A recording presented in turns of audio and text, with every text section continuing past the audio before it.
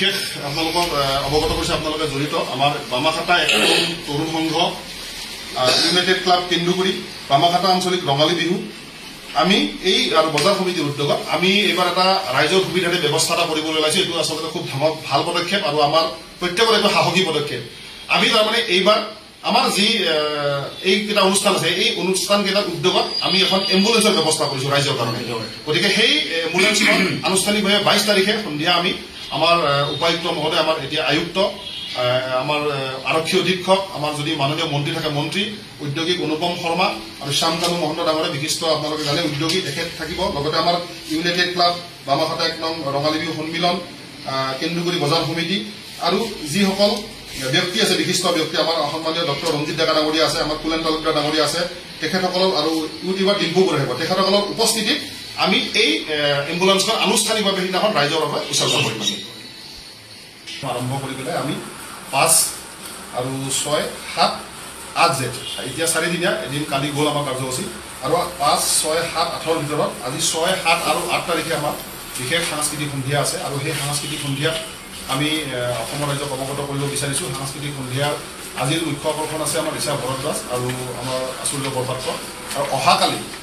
হ'ব আমাৰ নীলাকাশ আৰু প্ৰিয়ংকা ভৰালী আৰু শেষৰ দিনৰ কাৰ্যসূচী আছে আমাৰ বোলছবি জগতৰ অভিনেতা অভিনেত্ৰীসকলে তেখেতসকলে ডেন্স গ্ৰুপত তেখেতৰ ডেন্স পাৰফৰ্ম কৰিব আৰু জনপ্ৰিয় কণ্ঠশিল্পী যুৱ প্ৰজন্মৰ হাতখন জুবিন গাৰ্গে পৰিৱেশন কৰিব আৰু তাৰ লগে লগে আমাৰ বিভিন্ন কাৰ্যসূচী আছে বিভিন্নজনক আমাৰ জ্যেষ্ঠ কনিষ্ঠকৰ্মী সম্বৰ্ধনা আছে বন্দী প্ৰজন্মৰ কাৰ্যসূচী আছে আৰু বিশেষকৈ বজালী অঞ্চলত পাৰদৰ্শিতা দেখুওৱা অসমৰ বিখ্যাত ভাৰতবৰ্ষৰ শিক্ষাবিদত উজলি উঠা কিছু ব্যক্তিক আমি সম্বৰ্ধনা জনাওঁ প্ৰত্যেক বছৰে আৰু বিশেষকৈ বিহুৰ লগত সংগতি ৰাখি আমি কৃষকক বিশেষকৈ আমি সম্বৰ্ধনা আৰু কৃষকো আছে আমাৰ ইয়াতে আন্তঃৰাজ্যিক পৰ্যায়ত সফল হোৱা কৃষকো আছে তেখেতসকলক আমি সম্বৰ্ধনা জনাম আৰু তাতকৈ ডাঙৰ কথা হৈছে আমি কি প্ৰতি বছৰে আমি ৰূপালী জয়ন্তী বৰ্ষৰ পৰা আমি অসমৰ যি কেইগৰাকী ব্যক্তি আছে বিভিন্ন ক্ষেত্ৰত ব্যক্তি আমি সেই ব্যক্তিৰ ভিতৰত আছে আমাৰ যি অসমৰ সামাজিক উদ্যোগিক শিক্ষা সাংস্কৃতিক ক্ৰীড়া আৰু চিকিৎসা সেৱাৰ ক্ষেত্ৰত অৱদান আগবঢ়োৱা অসমৰ বিভিন্ন গৰাকী সেই স্থানীয় হ'ব পাৰে বা অসমৰ প্ৰেক্ষাপট হ'ব তেখেতসকলক আমি প্ৰত্যেক বছৰে আমি এটা সিদ্ধান্ত লৈছিলোঁ বঁটা এটা দিম ইউনাইটেড বঁটা বুলি আৰু সেই ইউনাইটেড বঁটাত আমি তেখেতসকলক মানপত্ৰ এখন স্মাৰক পত্ৰ থাকিব অভিনন্দন পত্ৰ শৰাই থাকিব গামোচা চেলেং জাতি কিতাপৰ টপলা নগদ 1 লাখ টকা গতিকে এনেকুৱা ধৰণৰ আমি প্ৰত্যেক বছৰৰ আমি দিম বুলি ব্যৱস্থা কৰিছিলোঁ আমি 2022 বৰ্ষত আমি এই বঁটা যিহেতু আমাৰ উদ্যোগিক ক্ষেত্ৰত আছিলে আমাৰ স্থানীয় প্ৰত্যেকে জানে অসমৰ এগৰাকী ভাল উদ্যোগপতি অনুপম শৰ্মা ডাঙৰীয়া উদ্যোগিক ক্ষেত্ৰৰ কাৰণে আমি তেখেতক 2022 বৰ্ষত ৰূপালী জয়ন্তীত এই বঁটা প্ৰদান কৰিছিলোঁ আৰু তাৰ পাছতে আমি আমাৰ চিকিৎসা ক্ষেত্ৰত আপোনালোকে প্ৰত্যেকেই জানে বিশিষ্ট চিকিৎসক অসমৰ হিতেন্দ্ৰ নাথ কলিতা ডাঙৰীয়া এতিয়া ৰঙিয়া ষষ্ঠী হস্পিটেল আগতে মেটাৰনিটিত আছিলে আপোনালোকে গম পায় বিভিন্ন সময়ত তেখেতে ভাল কাম কৰিছে গতিকে তেখেতক আমি বঁটা দি যোৱা বছৰ দিছিলোঁ আৰু এইবাৰ আমি আমাৰ যি পৰ্যায়ক্ৰমে আছিল সেই পৰ্যায়ক্ৰমে আমি বঁটাটো যিহেতু চিকিৎসা খণ্ডত হৈ গ'ল উদ্যোগিক খণ্ডত এইবাৰ আমাৰ ক্ৰীড়াত আছিল গতিকে ক্ৰীড়াত বিভিন্ন ক্ষেত্ৰত বিভিন্নজনৰ নাম আহিছিলে আমাৰ ৰিয়ান পৰাজকে আদি কৰি হিমা দাস অম্লান বৰগোহাঁই লাভলীনা বৰগোহাঁই বা আৰু বিভিন্নজন আহিছিল কিন্তু তাৰ পাছতো আমি সেই খেলুৱৈৰ ক্ষেত্ৰতো কিছুমান প্ৰশিক্ষক আছে আৰু সেই প্ৰশিক্ষকক আমি যিহেতু খেলুৱৈ সৃষ্টি কৰে তেওঁলোকে আমি সেই প্ৰশিক্ষকক কেইজনমানৰ নাম আমি আমাৰ বাছনিত সন্নিৱিষ্ট কৰিছিলোঁ আমাৰ ইয়াৰে ভিতৰত 3 গৰাকী আমাৰ সেই কমিটিখনত আছে আৰু বাকী 4 গৰাকী আমাৰ বেলেগ মানুহ আছে আৰু সেই আমি কমিটিখন আচলতে আমি সেইকাৰণে কৈ দিছোঁ আমি বহুকেইজন আছোঁ কোন আছে আমি সেইটো কোনো অসমৰ ৰাইজক জানিব দিয়া নাই কাৰণ আপোনালোকে দেখিছে বিভিন্ন বঁটাৰ ক্ষেত্ৰত মেনেজ হয় আজিকালি গতিকে আমাৰ ইউনাইটেড ক্লাবৰ এটাই কথা যোগ্যজনে বঁটাটো পাওঁ আৰু সেইকাৰণে আমি সিদ্ধান্ত লৈছিলোঁ যে আমি প্ৰেছ মিট জৰিয়তে আমি গোটেইখিনি আপোনালোকক অৱগত কৰিম গতিকে আমি এইবাৰ এটা কথা স্পষ্ট হৈছে আমি চিকিৎসা খণ্ড আৰু উদ্যোগিক খণ্ডৰ পাছত এইবাৰ আমি ক্ৰীড়াৰ ক্ষেত্ৰত আমি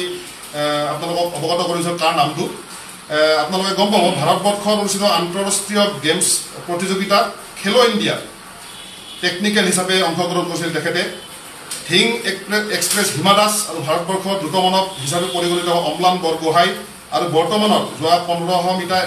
এথলেটিক্সত ভাৰতৰ ভিতৰত ব্ৰঞ্জ পদক লাভ কৰা মেহদী হাছানৰ প্ৰশিক্ষক আৰু হিমা দাসৰ প্ৰশিক্ষক হিচাপে মুখ্যমন্ত্ৰীৰ বিশেষ বঁটা লাভ কৰা এগৰাকী ব্যক্তি প্ৰাক্তন এথলেটিক্স ৰাষ্ট্ৰীয় প্ৰতিযোগিতাৰ জেভলিন থ্ৰত সোণৰ পদক অৰ্জন কৰা প্ৰাক্তন ৰাষ্ট্ৰীয় কাবাডী খেলুৱৈ এমফিল শিক্ষা ডিগ্ৰীধাৰী এথলেটিক্স প্ৰশিক্ষক আৰু বিভিন্ন অনুষ্ঠানৰ লগত জড়িত 2007 বৰ্ষৰ পৰা ভাৰতত অনুষ্ঠিত হোৱা আন্তঃৰাজ্যিক এথলেটিক্স প্ৰতিযোগিতাৰ টেকনিকেল অফিচিয়েলত তেওঁ কাৰ্যনিৰ্বাহ কৰিছিল 2010 চনত দিল্লীত হোৱা কমনৱেলথ গেমছত আৰু 2018 চনত জাকাৰ্টাত হোৱা এছিয়ান গেমছত তেখেত উপস্থিত আছিল তাতে বিশেষ টেকনিচিয়ান হিচাপে আৰু 2013ত অষ্ট্ৰেলিয়াত অনুষ্ঠিত হোৱা এছিয়ান গেমছৰ অংশগ্ৰহণ কৰিছিল তেওঁ আৰু 2024 চনৰ জানুৱাৰীত বাংলাদেশৰ ঢাকাত হোৱা আন্তঃৰাষ্ট্ৰীয় মাৰাথন টেকনিকেল অফিচাৰ হিচাপে তেওঁ অংশগ্ৰহণ কৰিছিল আৰু সেইগৰাকী ব্যক্তি হৈছে আমাৰ প্ৰত্যেকৰে আমাৰ চিনাকি আমাৰ বজালেৰে গৌৰৱ অসমৰ গৌৰৱ সেইগৰাকী নিপন দাস ডাঙৰীয়া আৰু আমি তেখেতক এইবাৰ ইউনাইটেড 2024 বৰ্ষৰ পতাটো আমি আনুষ্ঠানিকভাৱে আজি আপোনালোকৰ সংবাদ মাধ্যমৰ জৰিয়তে আমি আজি ঘোষণা কৰিছোঁ যি কি নহওক এক বিশেষ কাৰ্যৰ কাৰণে আপোনালোকক আমি নিমন্ত্ৰণ কৰিছোঁ ইউনাইটেড ক্লাব বা আপোনালোকে জানে ইউনাইটেড ক্লাবৰ কথা ক'বলৈ নাই আমাৰ বিষয়ববীয়া আছে তেওঁলোকে ক'বই এটা বিশেষ কাৰণ হৈছে আমি ইউনাইটেড ক্লাবৰ ইউনাইটেড যেতিয়া সন্ধিয়া হয় আমি এটা বঁটা ঘোষণা কৰোঁ ইউনাইটেড বঁটা আৰু সেই বঁটাটো আজি আনুষ্ঠানিকভাৱে ঘোষণা কৰা হ'ব আপোনালোকৰ সন্মুখত